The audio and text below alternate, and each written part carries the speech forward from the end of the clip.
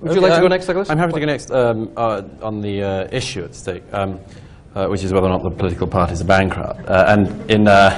I know it's a hard act to follow. In short, I could just say yes and turn off the mic. It seems to me manifestly obvious that our political parties are bankrupt, much like, and I'd agree with this with Nick on this, much like much of our press.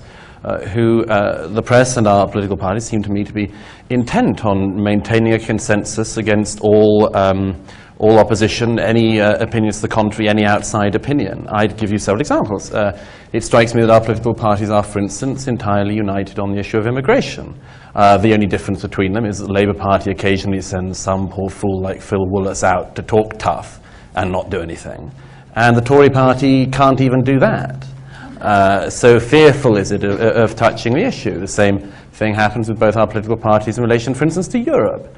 One of the issues which has most effect now, an increasingly large effect, on our everyday lives in terms of legislation, expense, and all of these sort of things. What do we have? We have two political parties who've decided that the debate is over. And if you come along and say, well, actually, I've got a different opinion about this, you're pushed to the far margins. They say, actually, guys, that debate is over. When were we asked about it? You say, well, you had your chance. Well, I was born in 1979. I never had a chance to say anything on that one.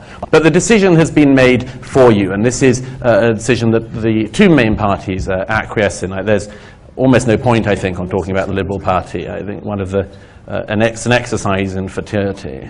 But the same thing happens with taxes. It is now as sure that your taxes will continue to rise under either main party as it is that one day you'll die.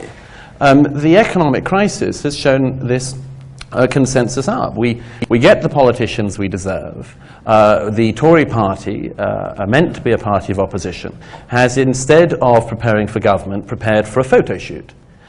It has decided to line up a group of inexperienced young men to get rid of anyone with any experience, and then with a sudden panic has brought back Ken Clarke. It's brought back Ken Clarke almost single-handedly to outweigh the balance. I mean this in a political sense, I understand. And a physical one.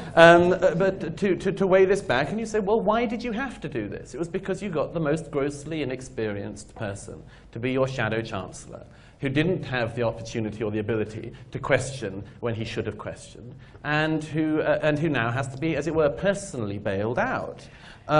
We see this from our government as well. Just to give you one example that I've been involved in recent weeks, Jackie Smith and David Miliband acquiesced in the banning from this country of an elected Dutch politician, Geert Wilders, for no crime. For nothing that I see as a crime in this country, except that one thug Labour peer, Lord Ahmed of Hit and Run, decides to threaten, I think probably for the first time in centuries, a peer threatens Black Rod with a rioting crowd outside the House of Lords. A disgrace to our democratic process, a disgrace to it. And what happens? Jackie Smith says, well, the man who you were going to riot against must be the problem. This is a government and an opposition that can't tell the difference between a firefighter and a fire, between a firefighter and an arsonist in that case. And what does Mr. Miliband say is the reason? He says, we have to keep this man out. I haven't actually seen the film myself, but people tell me it's a bad film, and therefore you get kept out of Britain for making a bad film, apparently now. I hope Ken Loach gets exiled. And